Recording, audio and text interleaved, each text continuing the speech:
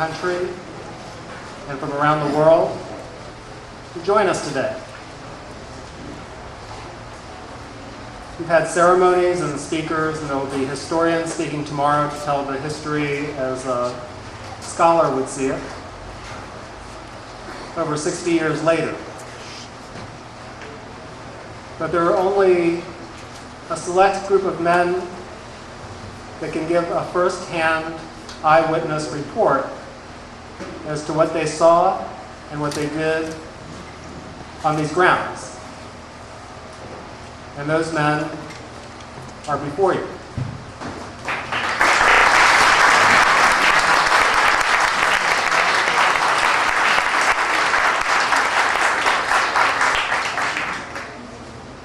Many of the men before you have invited us into their homes, have been very gracious with their time, and have told us at length their stories of the time they spent at Post Office Box 1142 and the top secret government work that they were involved in.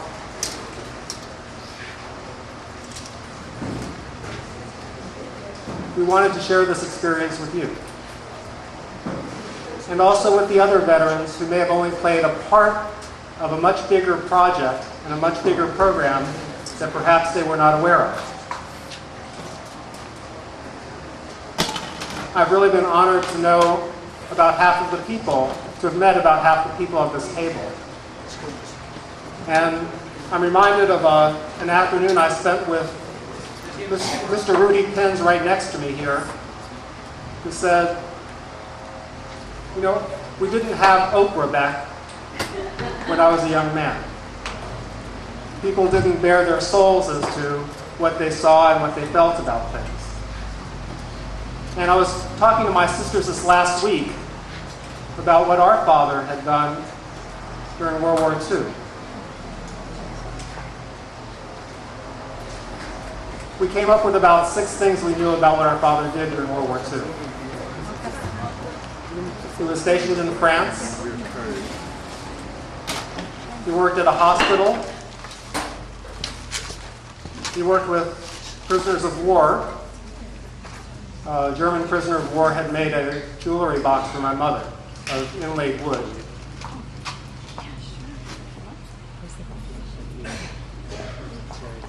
He was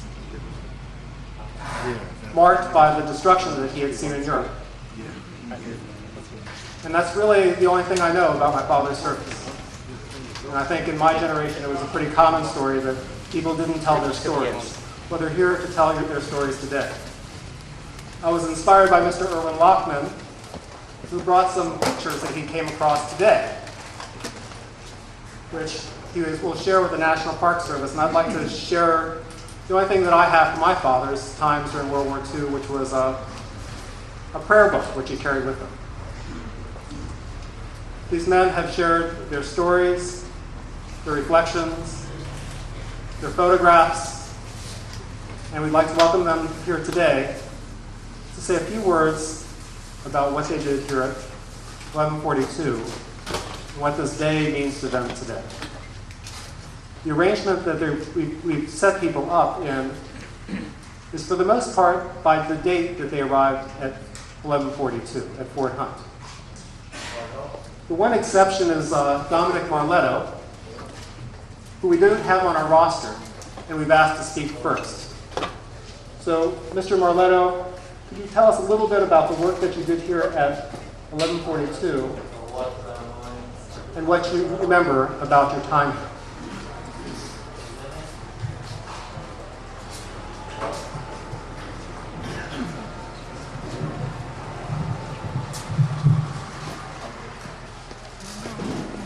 Good afternoon. I'm happy to be here, and I'm new at this, so if I make any mistakes, you can correct me on it. But when we arrived here at Unit P.O. Box 1142, we found the area was a completely wooded area.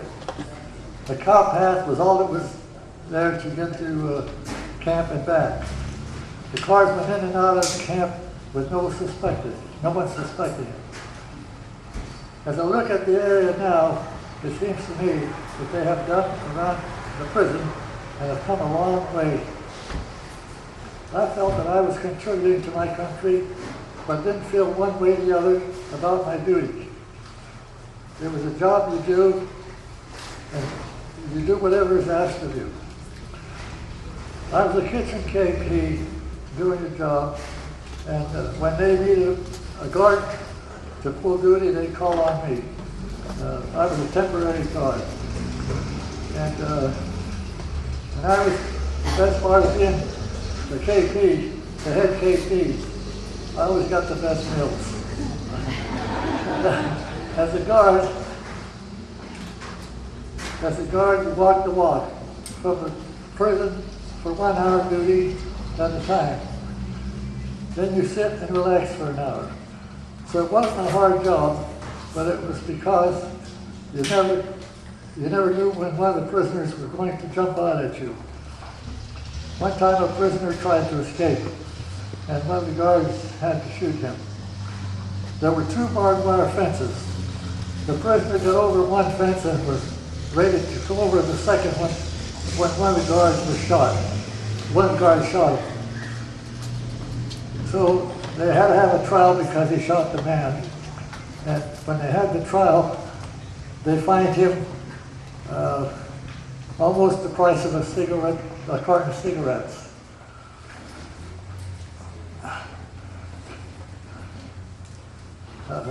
When he left the officers' quarters, they gave him a carton of cigarettes. So it happened in a flash, all in the same day. But I never saw the prisoner. We only knew that they were Germans, and even the guards didn't know what was going on. We didn't ask questions. At one time, the company commander permitted me to bring my car to the post. But after a few months, I took it back home because I got tired of driving it. At one time, I was established, set up to, I was going to make it, excuse me. No, it's all right. One establishment set up a dark room so we could develop and print our pictures. That is how I accumulated all of those pictures you may have seen that were here the last time. And of course, this was only for servicemen. Back then we had the option of sending some of our pay home and keep the rest. So I went along. About once a month, we'd get a weekend pass. We would end up in D.C. and we would whistle to girls, or go to the bar, the restaurant, or have fun. At that time, D.C. around midnight, the streets were empty. Hardly any cars. Some bars and restaurants were open. So, just a little bit, bear with me. A little bit more there.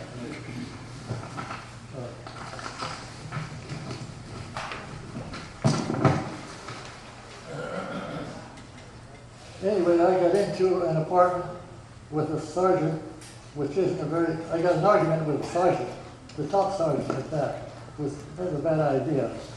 I ended up getting sent to Tinian and Saipan. So I assumed they needed me more troops in the Pacific. So I went, and I was a medic in the Pacific.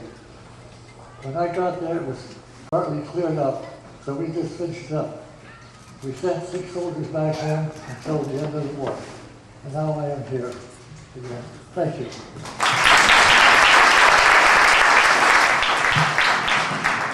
It's because of Mr. Marletto's amateur photography that we have some wonderful pictures of Fort Hunt. During the last 18 months, we've gathered so much physical documentation of this site that we didn't have before. And again, thanks to these men. Mr. Marletto is also, I think, the only guard at 1142 that we've been able to interview because the guards were not on the roster of the personnel here at Fort Hunt. Our next speaker is going to be Werner Moritz, who was one of the first people to arrive at 1142 when this joint military interrogation center opened. Mr. Moritz.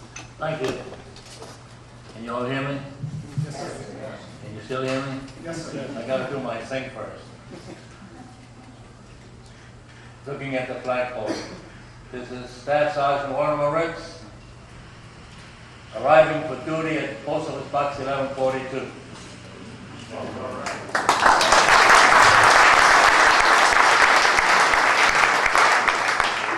I'm going to sit down.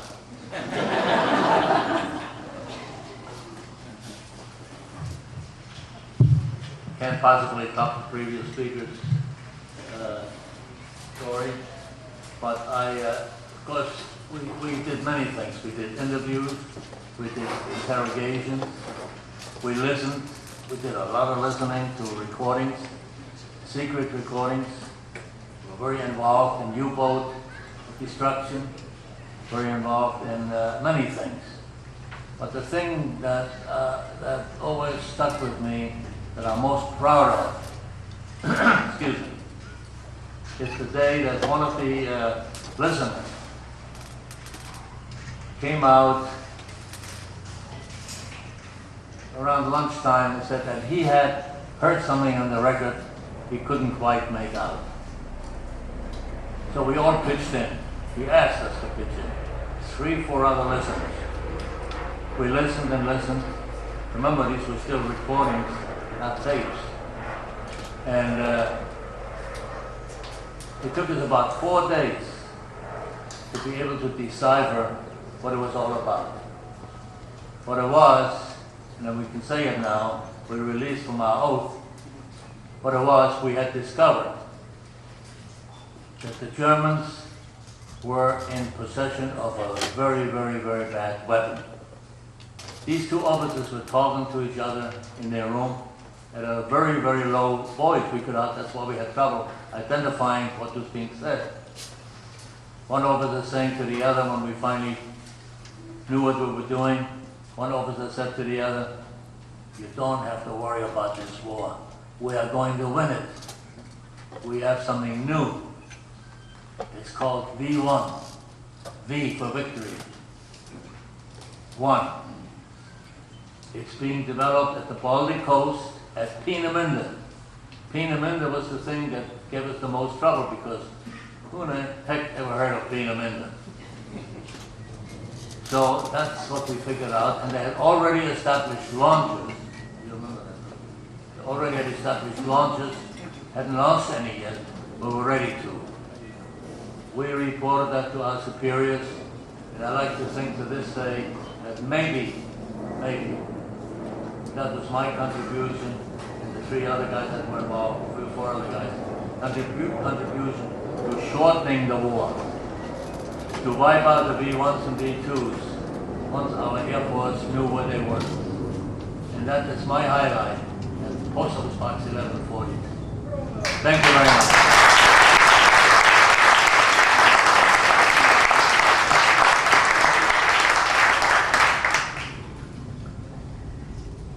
A lot of information was gathered at Post Office Box 1142 through monitorings of rooms, as you just heard, through interrogations of the German prisoners and Japanese and Italian prisoners, through searching their documents that they brought with them. But there would be a need for someone to analyze this information, and that job fell for much of the history of Post Office Box 1142 to Mr. Wayne Spivey. I'd like to ask Mr. Spivey to speak to us for a few moments. Tell them all you know.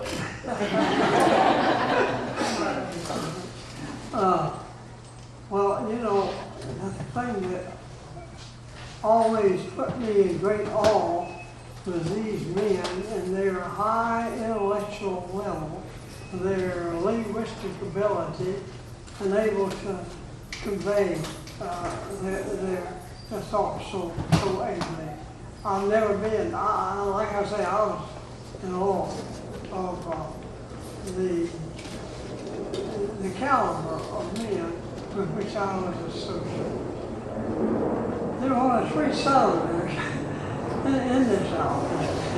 Everybody else was from somewhere else. And you might be interested to know how I got here. I thought that might be interesting. And if you really want to know, I volunteered. However, I didn't know what I was volunteering to.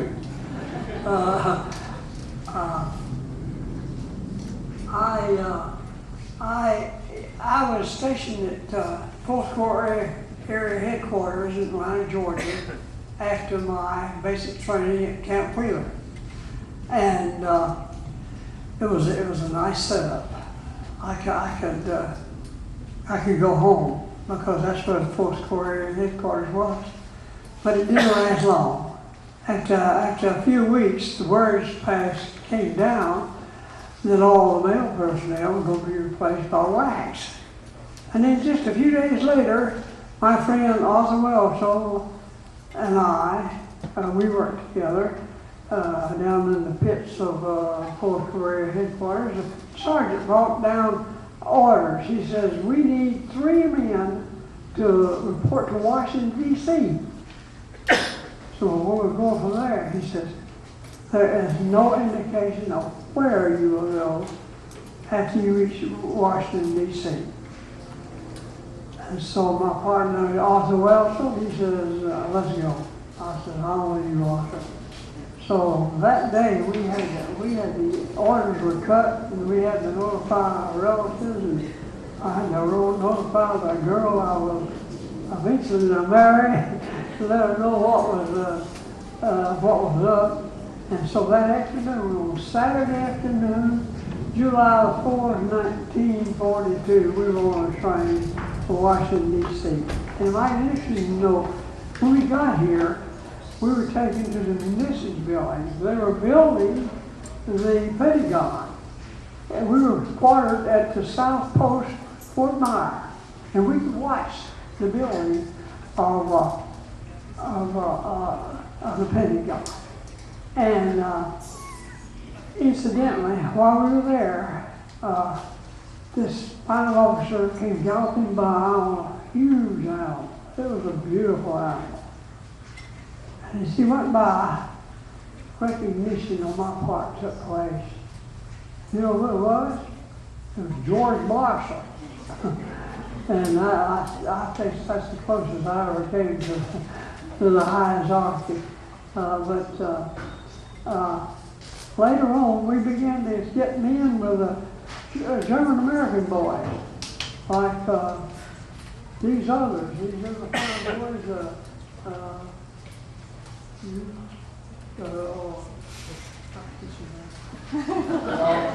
Norman Graver,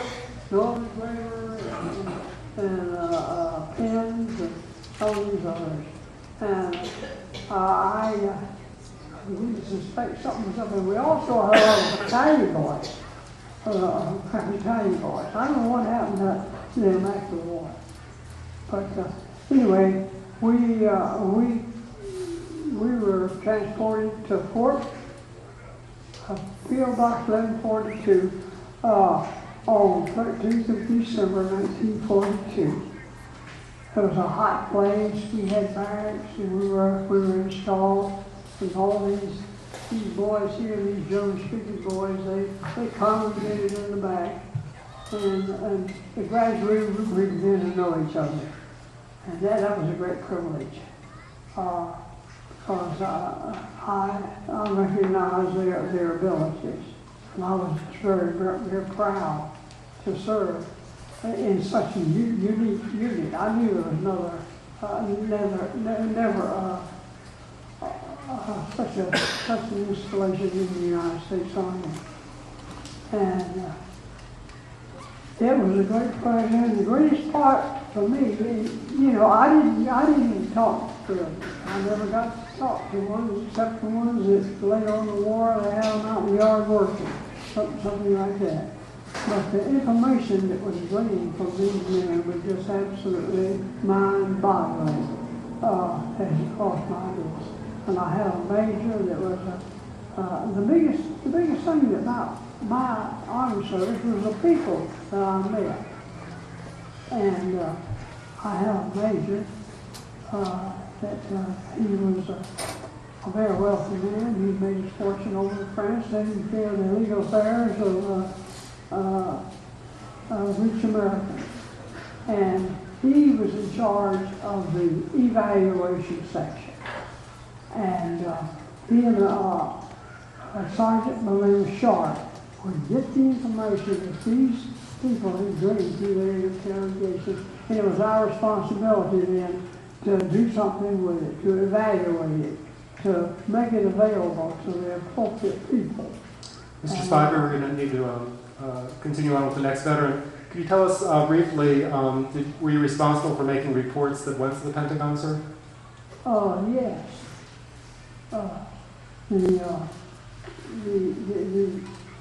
Nothing in that evaluation office had a lower classification than confidential. Most of the stuff there was either secret or top secret.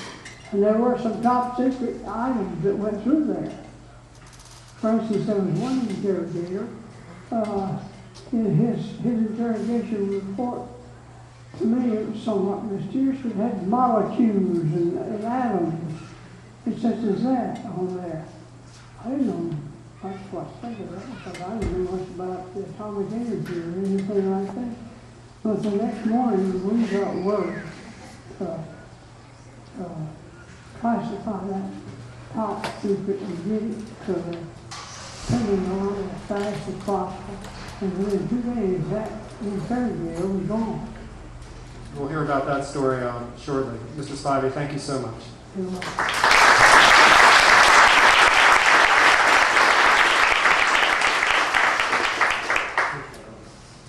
The personal histories of the veterans here are very poignant. Many of the men on stage here were selected for work at 1142 because of their knowledge of the German language. Many were newly arrived from Germany and face personal tragedies themselves and for their families. And probably none more so than Norman Graber. Mr. Graber, welcome. Thank you so much for speaking with us today.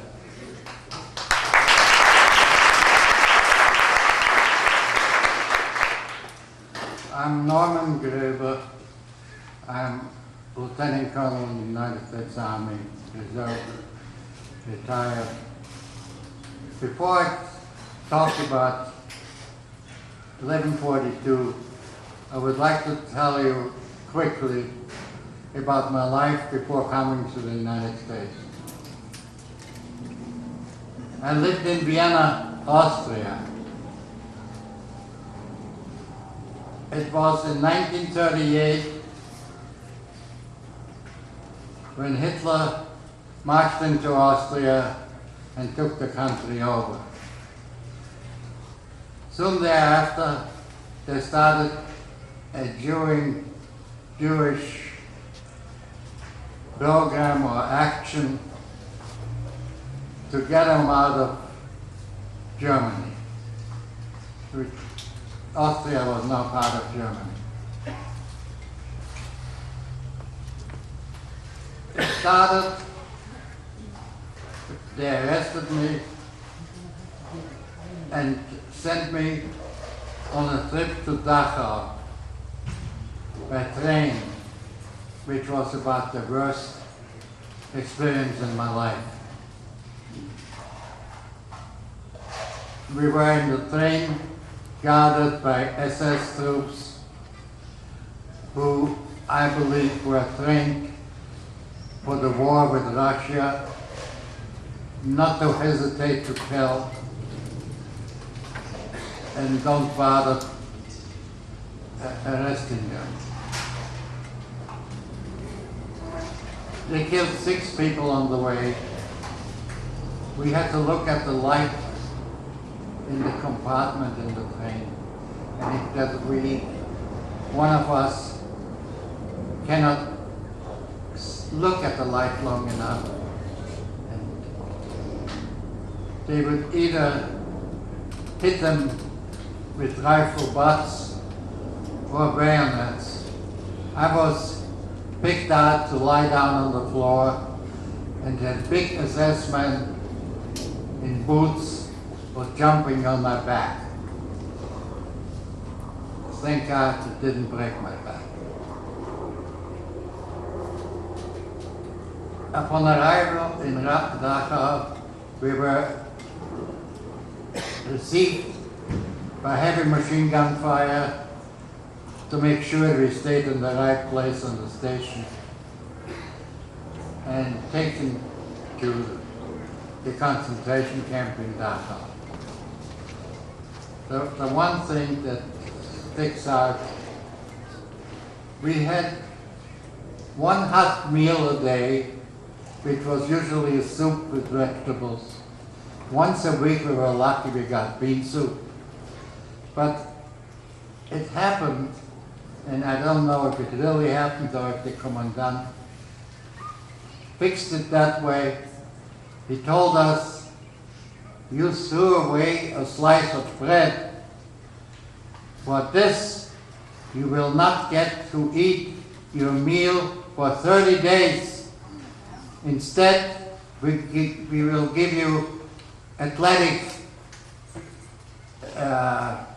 time to spend while others eat meals.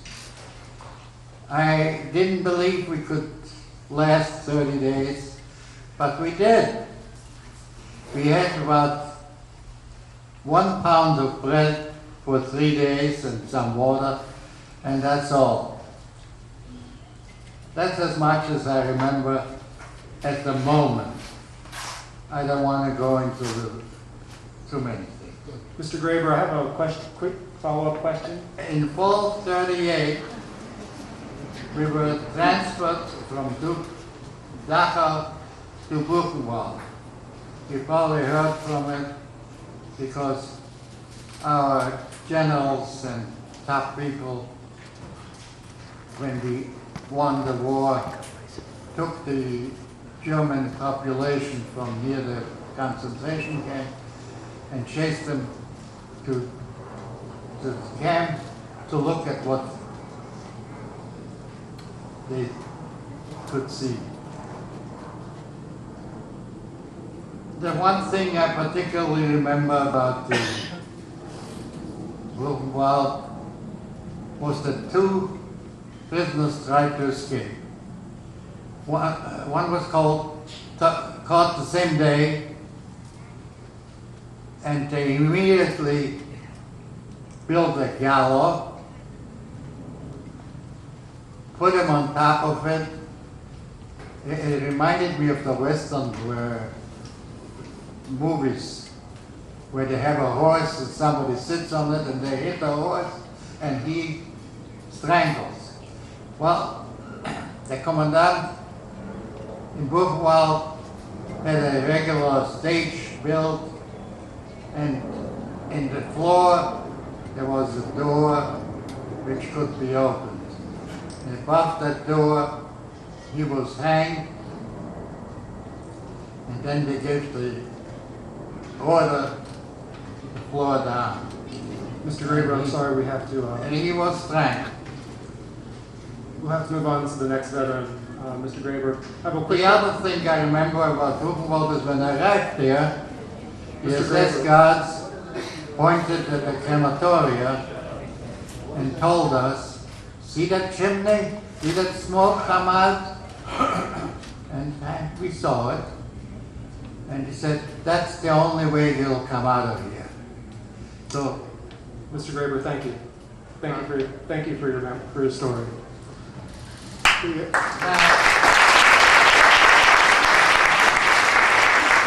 let me only add, there are a lot of people who don't believe what happened really happened. I was there, it happened. Thank you.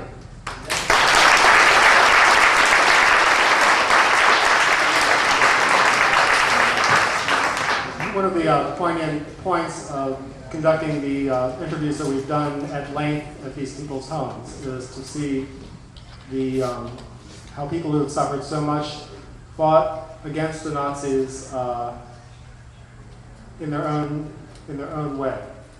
And I'm sure that many of these men won't tell you the personal feelings of satisfaction that they must have had in fighting fascism. The next person on our list is Mr. George Frankel, who lives locally here in Kensington, and was in the cavalry section of the U.S. Army when the call came out for German-speaking experts. Of course, Mr. Frankel was born in Germany. Mr. George Frankel, please. Thank you, members of the Park Service and other hosts. This is a wonderful occasion which I will cherish for the rest of my days.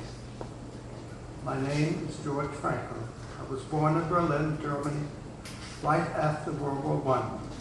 I immigrated to the U.S. in 1937, was inducted into the Army in 1941, becoming a U.S. citizen 2 years later.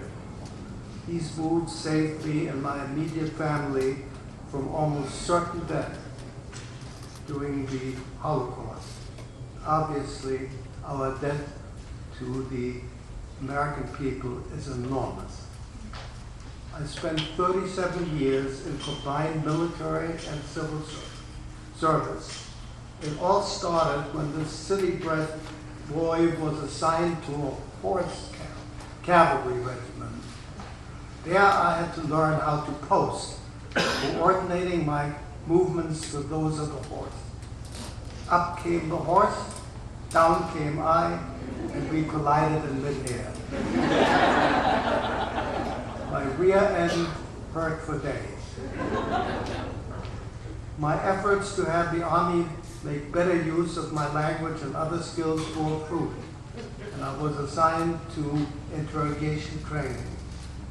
Subsequently, I returned to my parent unit and accompanied it on maneuvers in northern Louisiana. To my amazement, I was pulled out of maneuvers and assigned to Fort Hunt, then an active interrogation center. I took charge of a small contingent of enlisted men who transcribed recorded interrogations of German naval personnel. I never saw a prisoner, but interacted with the interrogation officers. Meanwhile, I was in my cavalry attire, awaiting new uniforms. A visit to the National Theater created a sensation when other theater goers started staring at me, apparently assumed that I was the sole survivor of Custer's massacre.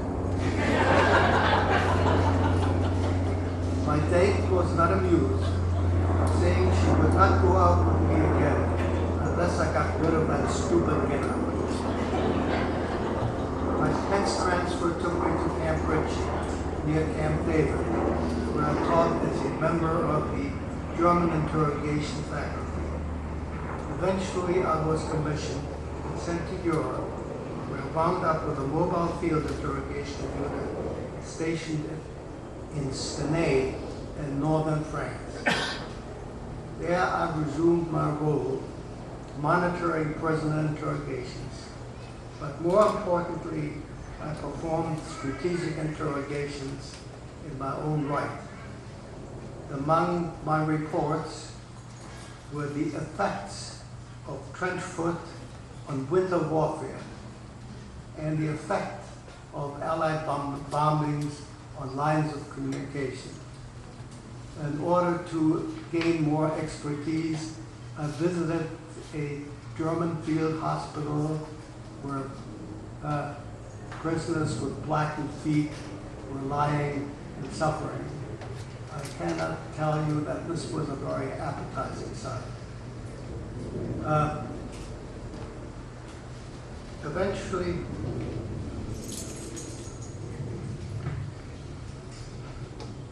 after the armistice in 1945, my unit crossed the German border and established a district interrogation center in Berlin.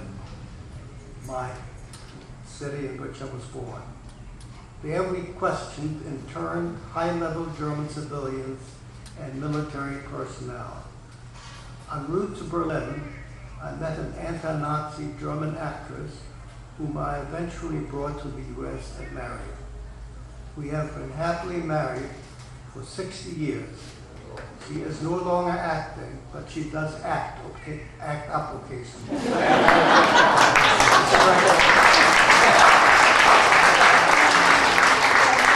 1945, I took a civilian job as a publications control officer. I was charged with overseeing the rebirth of German publishing and related trades in Greater Frankfurt, in the Greater Frankfurt area. It was perhaps the most meaningful job of my life because I helped rebuild what the Nazis and subsequently the war had destroyed. Mr. Frankel, thank you, sir. I retired as a writer for the European division of the Voice of America many years later. If you want to hear more, I'll be happy to talk to you one-on-one. I'm also happy to entertain book and TV offers.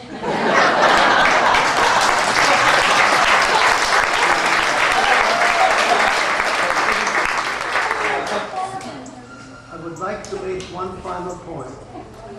During the many interrogations I conducted, I never laid hands on a prisoner, but extracted information in a battle of wits.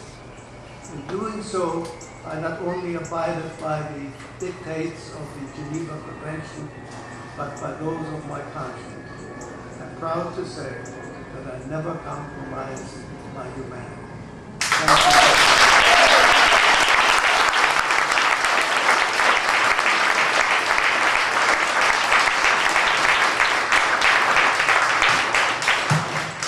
Mr. Frankel, thank you so much. The next gentleman, Werner Ganz, also went through Camp Ritchie, the intelligence training center in Western Maryland, as many of the men on stage did. Mr. Ganz. I'm glad you'll know that I shall be very brief. I've learned Chinese, so I keep it very, very brief. First of all, I want to pay a tribute to Brandon Pines and Sam Zalewski and his assistants for putting this whole thing together. We left Germany 2 months before Kristallnacht. You all know what Kristallnacht was. The smashing of all the Jewish businesses. We left in September of 1938, and the Kristallnacht episode happened in November. Now I want to tell you a little bit of a lighter side. Do you know the word snafu, what that means? Anybody know? It's an army term which we all used in the army. SNAFU. Snafu means situation normal, all fouled up. And you know, nothing is perfect in this life. We had plenty of those episodes when we were doing things as fast as we could, getting things done, and sometimes it didn't work. So we committed snafu. The other thing that is interesting is that I learned what KP was. Do you know what KP was? Anybody? Kitchen patrol? Yes, my wife benefited from that. She cooks and I do the dishes every day. So I'm doing a good job on it. Now, have you all seen the Ritchie Boy documentary? If you haven't, you should see it. It is an especially good movie. There's a lot of truth, a lot of facts in it, also a lot of humor.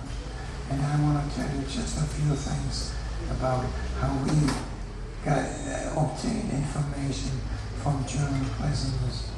And you see some of those methods in that movie. As this gentleman said, we never used force. We never had to resort to that. We had other methods, psychological methods. For instance, when we interviewed a prisoner who came from a certain city in Germany, and you know Hermann Göring, who he was, a vice marshal, air minister of Germany, and he used to brag about the fact that not a single enemy plane would be able to be over Germany. And it so happened he was right. It didn't come singly, they came in bunches. So when that happened, cities were being destroyed. And you know, it's strange that all the prisoners that I interviewed, not one of them was a Nazi. They all were just good German soldiers.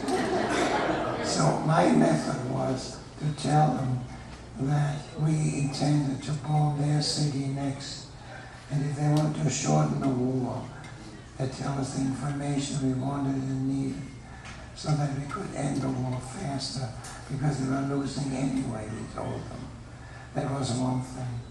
Another way, we used to form groups of 3 of American soldiers, and we interviewed 3 different prisoners, and if 2 of them had the similar information and the 3rd one did not, he knew that that one was lying.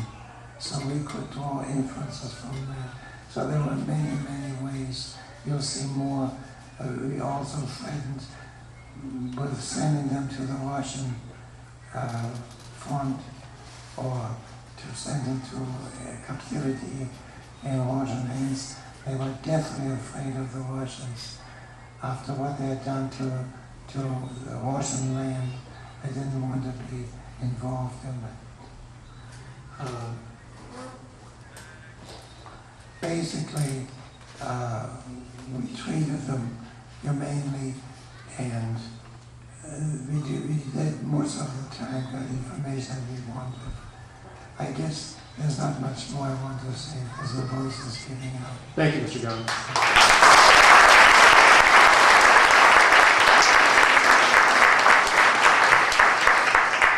Gentlemen, we will have to sort of keep our comments to about 2 or 3 minutes because we want to get through all the veterans and give everyone an opportunity. Mr. Hess has a great story, has great memories, sharp as a tack, and we would love to hear from him now. Yeah, you better not call on my memory or you'll be here all afternoon. I have something on the lighter side, you know, this was an intelligence place and we were all very intelligent, but we all did things that lost or led to a snafu. Well, interrogating and monitoring, especially the monitoring took place 7 days a week since people do talk. We always had 2 prisoners in a cell, sometimes 3. And so we had to listen to them from morning until about 9 o'clock at night, 7 days a week. And of course we all got a day off. And my day off was on Monday.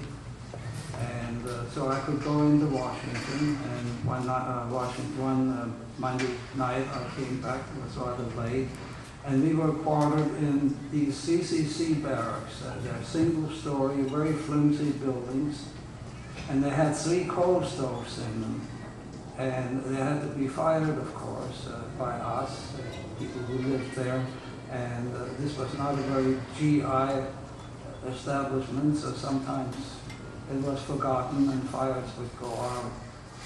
Well, this was in the late fall or winter. I come in late at night, everybody was already sleeping, and the place was cold. Now, these barracks weren't insulated, there were other flimsy, and so it got rather cold. And so I decided to build a fire in the central stove, which was the one nearest to my bunk. There were always newspapers and other paper around here, and there was wood and coal next to each stove. And so I went to the table and I noticed there were a number of newspapers, and I started building a fire there, and within a very short time I had it going, and so it was fairly livable for the night with only the one stove, which was better than none. The next afternoon I'm called by the first sergeant, and they said, was there a fire hardened in the stoves in your barrel? I said, yes. He says, and you made a fire? I said, yes. He says, was it nice and warm? I said, yes. He says, well, I want you to know you started that fire using the newspapers, and in addition to that, the payroll document in which everybody would get paid. He said, what are you doing this afternoon? I said, well, I'm not on duty. Well, you come to the orderly room and you can type up a new payroll. But be advised, you can't make any errors and any strikeovers. And if you do, the name will be redlined, and people who are redlined take a very dim view of this thing, so you better do it right.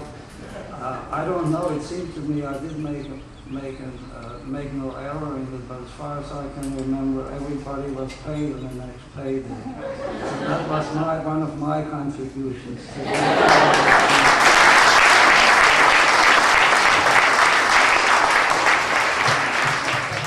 There were only 4 days that separated the arrival to Fort Hunt of Bill Hess, who just spoke, and Heinz Leichenheim, who will speak next. I don't know how many of you began a friendship in 1943 and have it today, but these two men lived close together, are still friends, and have had a lifetime of public service. Mr. Leichenheim. I'm sitting right next to a fellow named Bill Hess. We've been friends ever since Fort Hunt. There's another person here, Norman Graber, the same thing. Over all these years, we kept in touch, either by mail, telephone, or in the case of Graber, we even served together overseas. Well, there's so much to say, it's difficult to know what to say, but first of all, I want to thank Brandon Weitz for inviting me and my wife to this most unusual event. It came about because of his intellectual curiosity and his natural research talent and hard work in tracking down surviving personnel. We must also thank his boss, Ranger Vila, I hope I'm mispronouncing your, for allowing Brandon to pursue this idea in addition to his regular work. Well, when orders reached me in the Army, and I was in an infantry organization, I was quite happy to remain there. And when I saw the orders, which weren't exactly explicit, I asked my commanding officer, can I get out of this? He said, fat chance, these orders come from Washington. So I was an operations sergeant in an infantry unit stationed in Georgetown, Delaware. And I was quite happy. I would have preferred to be there, remain there. But as it turns out, my time in 1142 was most rewarding. I have some other remarks here which I was going to make, but I decided that they're really more appropriate for the symposium that's coming up tomorrow. I just want to say that this intelligence operations here in 1142 had all the ingredients for a very successful operation. We had selected members of the German Army and Navy who had or were suspected of having important information on new weapons, strategies, etc. And we had a very talented group of interrogation officers who had the language capability. And last but not least, the monitors, of whom I was one. We did the listening in day and night. And it took cooperation between the two to come up with excellent information, which we'd like to think in some way helped shorten the war.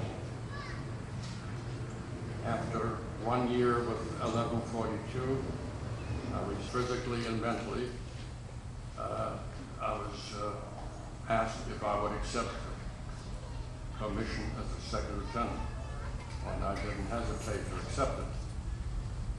As you might expect, shortly after, maybe in a couple of months or so, I was shipped off to Europe, and the war was nearing its end, and there was very little going on in the American interrogation. I only spoke to one general, and then things folded up, and we went home eventually. Not directly. It took a long time to be prepared and get the shipping. I want to just mention one thing.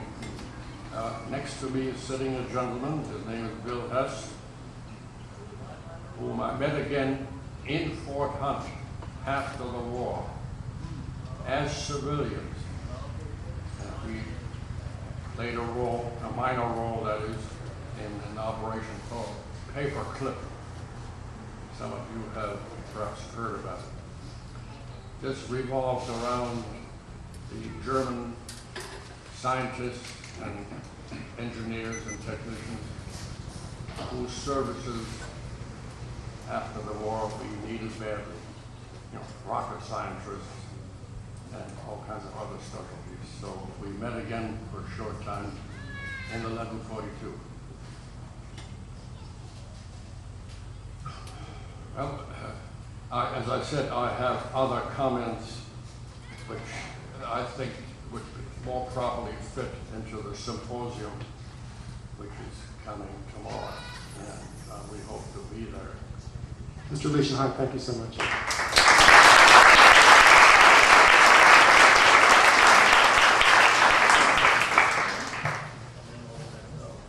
They say that you can't judge a book by a cover, and as you look at the different men on the stage here today, their personal stories as well as the stories of service to the country are very deep, and we're really only touching the surface. We only have a few moments for each speaker.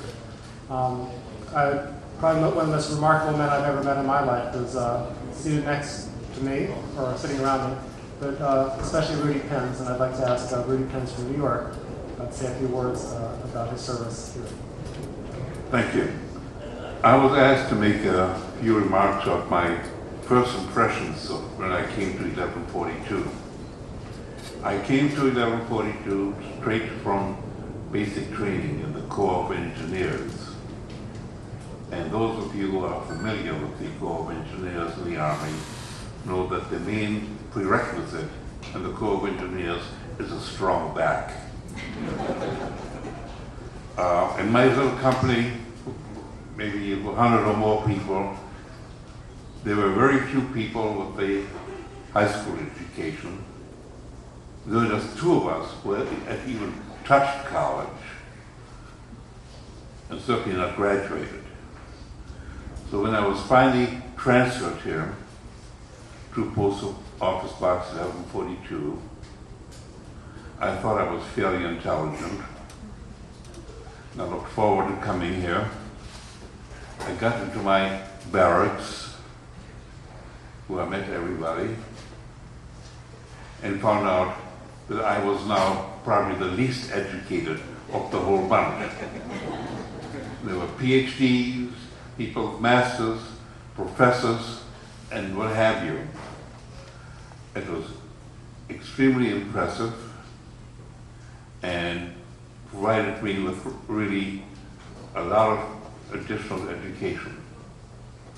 I'm just going to leave it at that, except I'd like to pay tribute to our first commanding officer, Colonel John Walker, who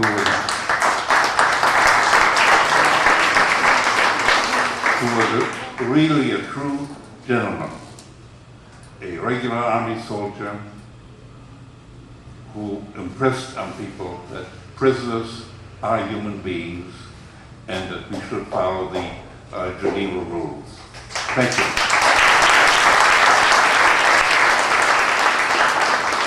If the family of Colonel Walker could just raise their hand, please.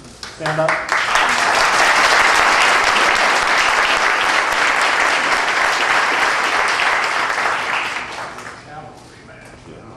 There are many too. There are many people who are not here at the table today, who have passed on, but have family members representing them. Mr. Erwin Lockman, next to me, not only served here at 1142, but his brother, who is not here, who has passed away, was an officer at the interrogation center. Mr. Lockman, please.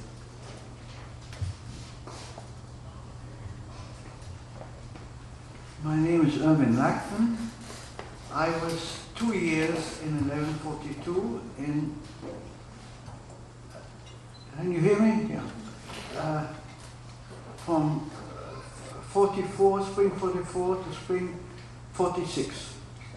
Early 44, I was still in Fort McClellan, Alabama, in infantry training regiment.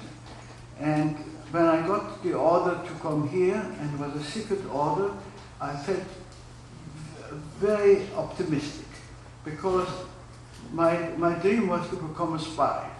I was still very young, and I thought it was something exhilarating and dangerous, and I wanted to do that.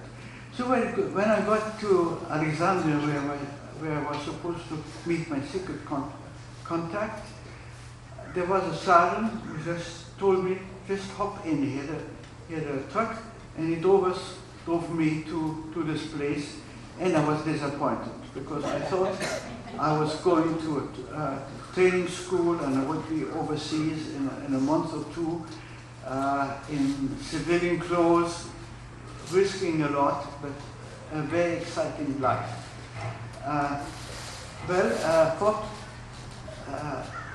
Fort Hunt was not really exhilarating, at least for me.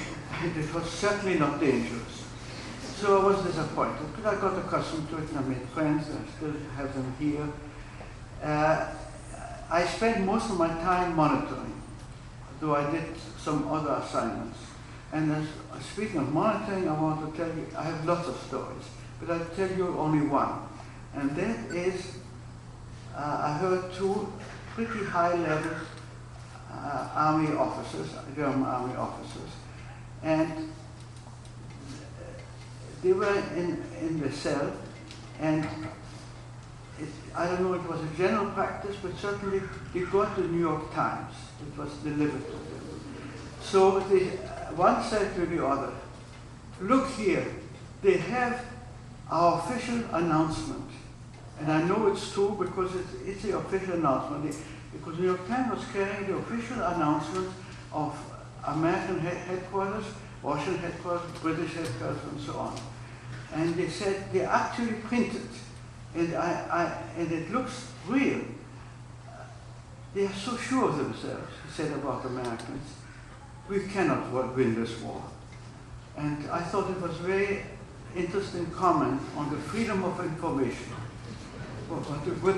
how it affects even the enemy. The other story I want to tell is very different, and that is about my own very personal experience. When FDR died, we were all called to the parade grounds, and we were information, and some officers made some speeches, but then they played a very scratchy tape of Marian Anderson singing her spirituals. I don't know how many of you remember that Marian Anderson was not allowed to sing at the Constitution Hall a few years before, and Mrs. Roosevelt arranged for her to sing in front of the Lincoln Memorial. We heard about that, we read it in the papers when we were in New York, and we were dealing with the uber-racial societies we were dealing with. And we still had, at that time, I was in Switzerland at the time, a choice to different countries we could go. And when we read about what Mrs. Roosevelt did and what Marian Anderson did, we decided that is the country for us. That's where we like to live, because they have serious social problems, but they are doing something about this, and that's where we like to live.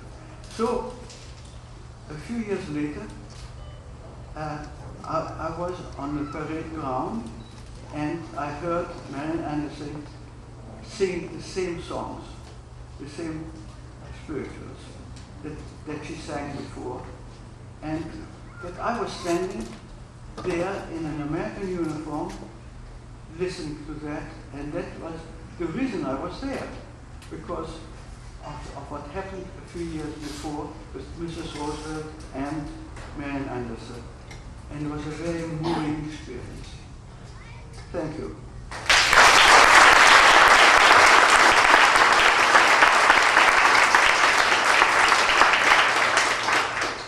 If there's any confusion at all, the parade grounds that Mr. Locken was referring to was the ones we were just at the ceremony this morning.